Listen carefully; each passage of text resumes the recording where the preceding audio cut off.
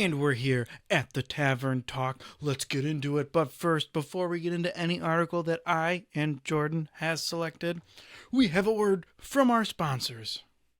Welcome to Azeroth Auto Emporium, the only place in Azeroth where the deals are harder than Ragnaros himself. Are you tired of crawling through Azeroth on foot? Sick of that old clunky Mechanohog that smells like goblin grease and regret? We here at Azeroth Auto Emporium have the hottest deals for you. Introducing the Hateforged Blazecycle, the hottest mount on the market. Perfect for flexing in Orgrimmar, impressing that raid team, and making fiery escapes from PvP troublemakers. And guess what? We are not giving away one, not two, but four of these bad boys. That's right, 4 chances to snag that ride that'll have everybody whispering, "Where did you get that?" But how do you enter to win one of these hot flaming rides? It's easier than convincing a group of Dungeon Finder randoms to wait for mana. And all you have to do is like this video, subscribe to the Valley of Spirits, and comment below telling us your favorite mount. Simple, right?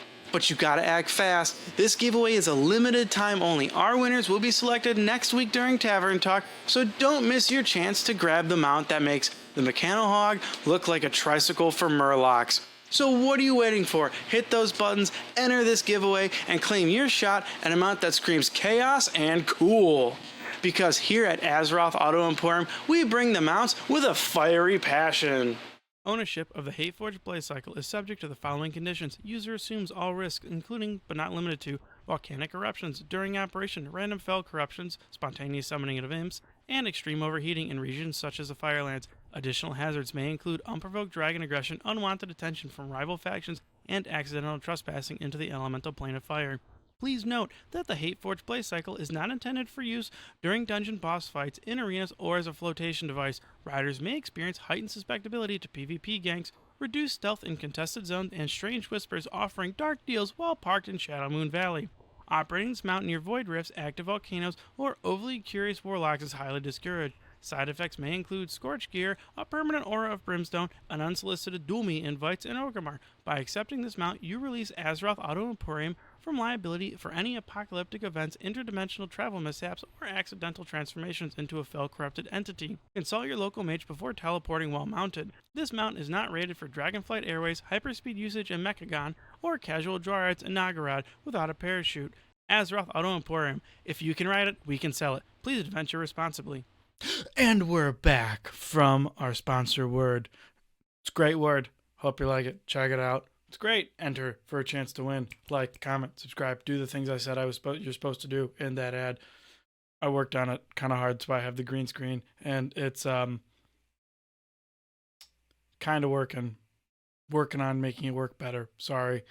We're learning as we go. It's a learning episode. Every episode's a learning episode here at the Valley of Spirits. But let's get into some of these topics. So, being a hardcore World of Warcraft fan, I've been watching the Race to World level 60 in the new Hardcore Classic Fresh servers. Sorry, I almost said clips, the title of the article. But to get into it, the current leader was Ampy at level 54 up to, from the article was posted an hour ago. I don't know when his death actually happened on Twitch. But level 54 died not by a monster, not by falling, thank God, but due to disconnect. One of the worst ways to go. You're fighting, you're going along, you're doing your do, and then gone, done, and bye-bye, sayonara, see ya. Yeah, it sucks. I've had that happen before. It's not fun. It's quite annoying when it does happen. Or if you just have like the most little jitter of internet, just kind of spaz out and go bye-bye. You're gone. See you later. Although I also had one time I had a heart attack. I was in a main city and I heard people dying of disconnecting. And I disconnected, and I was like, oh my God, I'm gone. It's over. It's done for. But it wasn't. It was still there. I have only gotten to 22 as well in hardcore, so I've never seen what it's like to play at that level. And God, dying at 54 for me would just be... I might stop playing. Probably not. I'd probably try again, but I would need a week or two. It would hurt too much. It already hurts a lot. Like losing, like, my last paladin was 22 and died in Red Ridge due to Murlocs, and I had maybe half the armor set was blue, and it was it hurt a lot. And then right after my bank tune died, it was not a fun week for me. It's kind of why I not why I broke the priest playthrough, but it's why I changed the priest. I was like, I'm just gonna do a different class. This one's too slow. But this death, Ampy's death, did allow for OnlyFangs the hunt. Zero Joy, it's what I want to say it is an OnlyFangs guild member, Hunter, is now in first place at 52. And there have been a couple other fun ones that from people playing and then dying. But like for one unfortunate mishap, Jay the Bard appeared to have accidentally wandered into the Elite Baron's Quest counterattack while interacting with chat. Bye-bye. Bye-bye. Bye-bye now. Thank you. Goodbye now. Goodbye. Goodbye. Thank you. Goodbye. You can die such easy ways. And I think if you watch the hardcore episodes, I check Deathy a lot. A lot of people die at that close, like 40s, 50s range. And it's just like, whew, I would be an incredibly unhappy child. But even then, I think the number one thing is falling still, which I don't know how, because I stay away from cliffs. I mean, granted, I've had accidents. Jordan and I were doing one that I don't think we'll sadly ever post because he does not like Classic and won't play with me with it. I've tried. If all of you comment on it and say, hey, Jordan, play Classic, he'll be forced to play Classic. You should do it. Tell him to play Classic. Make him do it. But we had one instance where we were in where were we? We were playing Undead. He played a mage, I played a priest, and it was awesome because he could make us all of the food we needed and I could do all the bubbling. It was great. But there's the ridge up top that you have to go get the Murloc fins, I believe is the quest. And I had fallen down the cliffside, lived, kind of like I lost like a quarter of my health through falling, and then Jordan had to go down with me and help me, and it was just like trying to fend off Murlocs, and all you hear is it was bad. Made you kind of sit on the edge of your seat a bit.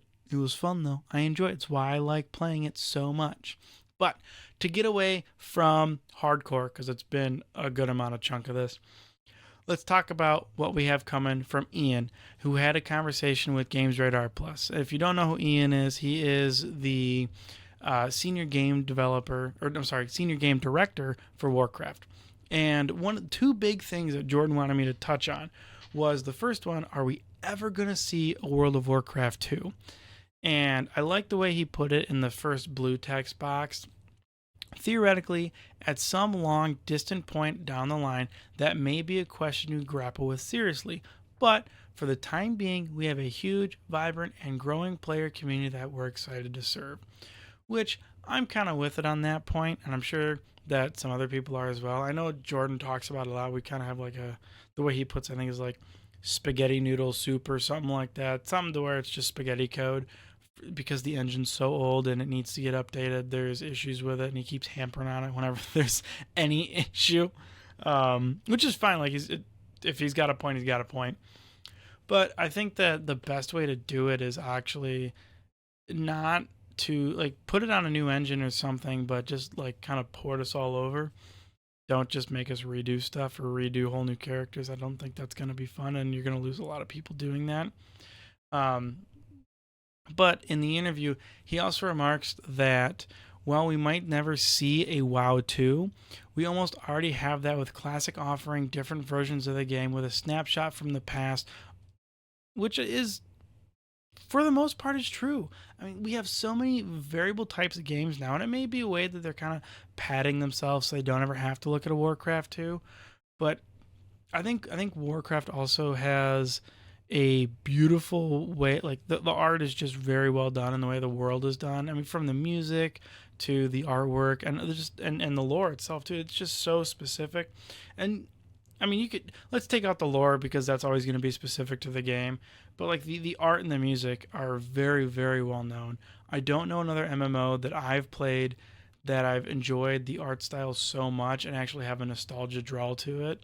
I like the way like ESO is done, very realistic, it's very detailed. I like it a lot. I love the way the NPCs talk to you when you're doing quests and whatnot, and I like that it's very much playing Skyrim or an Elder Scrolls game in an MMO. But I don't. It's just not WoW, and it's the easiest way. It's not WoW. I've played Guild Wars 2, same thing. Liked the art style, enjoyed the game. Concepts in it were really, really cool. Didn't like the dying mechanics. Thought that was kind of annoying as shit. But still, it wasn't WoW for me. And I think coming back to like even just continuously going away and coming back provides a good understanding of it, I guess. Um, but I think we'll probably never see a WoW 2, and I'm pretty much fine with it. I like the way the game is in the current stance. I think they've been improving it drastically. I think they've been doing a really, really good job improving it. But let's not hamper too much on this one. The other item that we wanted to talk about, that Ian talked about, the GamesRadar Plus, was events with slow loot methods. Give me 1 second. I need to drink. My mouth's running dry. I'm having to do all the talking. It's hard. Life's difficult. First world problems. Which, fun fact, I'm full of them. Jordan knows it. First world problems aren't like when you say first world problems, it's not equating to like the amount of money the U.S. has. It's actually goes back to Cold War. First world were those aligned with the U.S. Second world was or those aligned with the USSR, and third world were those that were not aligned with either party. If I have that right, that is second and third are switched. I don't remember, but that's what it goes to. It goes to the Cold War, not about the revenue streams of a country. Anyway, back to Warcraft. So Ian, in the same interview with GamesRadar Plus, was asked a question about events with slow loot methods and it kind of feeling like a chore sometimes playing WoW. And I like the way that he put it as well. We can always buff the rewards. We're never going to nerf the rewards. If things go out too fast and too generous, we're never going to pull it back. And so while playing a bit of the guessing game, trying to pick those right values, whether it's how quick something drops or what drops, they tend to err on the conservative side of it. So they're just going to be more, they're going to hold it closer to their chest than just free for all it, which is good. I think that's a better way to do it because, like he just said, they're not going to ever pull it back, and it's better to push it up than it is to pull it back. I mean, think about like the Headless Horseman mount, right? Let's look up the drop rate, right? A few moments later. So it has a drop rate from the loot-filled pumpkin, whether it's the junk or the holiday type, at a 0.5 or 0.4%. Depends on it. I don't know why it's broken out, but so it's better to always I agree with them. It's better to be conservative on everything we get in game, because if they just it will start to set an expectation that things are going to get too easy, and that's going to make the game not as fun or not, and that reward for the time you put in isn't going to feel as good over time with it, and you're just going to be like, well, I just I fart crooked and I get 30 gold. So it's kind of like that. Like it's that pulling of it to not feel too chore-like, but also not be too easy. And I like how he even talked about with the 20th anniversary as well. For instance, when we look at something like the 20th anniversary, there's quite a lot to do there. And there's also a lot of fresh and novel that the players will enjoy over the course of the 11.0.5 update. At the same time, we want to ensure people aren't running out of reasons to do the content that they would otherwise want to do too soon. Even if they really enjoy the 20th anniversary content, there is a sense of, I already have been spending a bunch of time doing dungeons and delves and leveling these other alts. This feels like too much to ask on top of that. That's a part we hadn't grasped until we heard the feedback loud and clear when live. So they even heard the feedback that just stacking stuff on top of stuff is getting to be too much. And we even had a comment one of the episodes 2 weeks ago that someone had mentioned that it feels like, I don't remember if they were playing or had stopped playing because of it, but WoW was feeling like a chore for them. And that's true. Like sometimes it feels like a chore for me. I know all through the 20th, I was like, no, this prop pality's got to get geared. I was doing the raid every week, and I tried when I could get into the normal, I got into the normal. Any chance I could do to get I think they're the coffer key, the time walking coffer keys. Whenever I could get those, I tried to, so I could go get that piece of gear, because you could get one piece of gear there. Doing other quests would get you another piece, like, and that's really what brought me up. But it was so chore like, it was a pain in the ass. The last thing I do want to touch on for this episode of Tavern Talk is 3 easy secret battle pets for the FellCycle Mount. In case you don't you didn't listen to the little advert, or you don't win from the advert, which is, it may happen. We only have 4 to give away. 4. But one step in obtaining your FellCycle requires you to do a pet battle against an enemy with a team of 3 level 25 pets. Now, this is on Wowhead. I'll have the linky-loo in the description. And what this challenge is going to require is, or their strategy for this challenge is 3 pets. You need Spyroghost, Naltheria, and the Wicker Pup. To get them, we're going to go through them. So Spyroghost, to get Spyroghost, you have to obtain him by collecting a bunch of beverages in the Waking Shore and completing a Dragon's Day Off quest. And they can all be found: Riptide Brew, Pop Fizz Punch, Flame Slinger's Rum, Happy Trigger Sour, Slam Bam Swill, Stealthy Elven Port, and Whirlwind Wine. You're going to have to get all those and then go finish a Dragon's Day Off quest, which note that you have to complete the Rathian's Gambit storyline from the Dragonflight campaign before having access to a Dragon's Day Off quest. Now, Theria is going to be a little tricky. You can only be an Evoker, and you have to be level 70 or higher to do the quest, and you have to be in Valdrakken. It is best to do the 3 quest line as an augmentation Evoker as well, because in one of them, I believe it's the final quest, you have to do 2 spells that augmentation has, Ebon Might and Blistering Scales. Other than that, easy peasy, cover girl. Wicker Pup is also an easy breezy one. For this, you're going to have to find 4 parts scattered around Druskvar and combine them to form the spooky bundle of sticks. I'll have a image up for YouTube for all the waypoints. So sorry, Spotify listeners, check out the YouTube for this episode, and they'll be all up there, or the link will be in the description as well. We do the same links for our YouTube on our Spotify's as well. So you guys, everybody's got them. So check it out. Go for it. There is a key thing to note that unlike more modern battle pets, this team is that you have to face off is 3 level 25 pets. So you need to be at 25 or above, or probably all 3 at 25 at least. I don't know. I don't know if they go above. I'm assuming they would, because I don't do the pet battles. I collected pets when it was just, it follows you. Like, that was it. But to get them easily up to 25, you can purchase 3 ultimate battle training stones from most battle pet vendors at 105 polished pet charms. So many pet. The word pet has been said so many times. If you're in a hurry, though, then this coming week, actually, the Battle Pet Bonus Week, which together with the 20th anniversary event, we'll have our first Super Squirt Week, which sounds a little strange. What did he say? But okay. Squirt's available in Tanners during the whole 20th anniversary celebration. With that, you're going to be able to level up your pets very quickly. It is important to note, though, that the Wicker Pup is an uncommon by default, and you need to use Marked Flawless Battle Stone. I want to say Battle Pet or Pet Battle every time I see the word battle, to change it to a rare. It costs 15 extra polished pet charms from the battle pet vendors. There is a battle strategy on there too. I'm not going to go through it. We're pretty much at time for this episode. It's also, I don't think anybody wants me to read it. The rotation pretty much. It's only 4, 12, 14 moves, but still.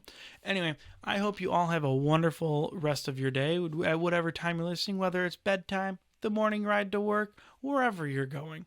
But have a great one. Gonna be an easy rollout. Check us out on our Facebook, our Twitter, Valley Spirits Podcast. Don't miss an episode. Follow us on Spotify. Check out our YouTube. We got additional content. I'm always trying to do more for you, everybody out there. It's a lot because we have our own jobs and lives. But thank you for listening. Have a wonderful rest of your day at whatever point of the day you're at, even if it's just Betty Bye. See you guys later.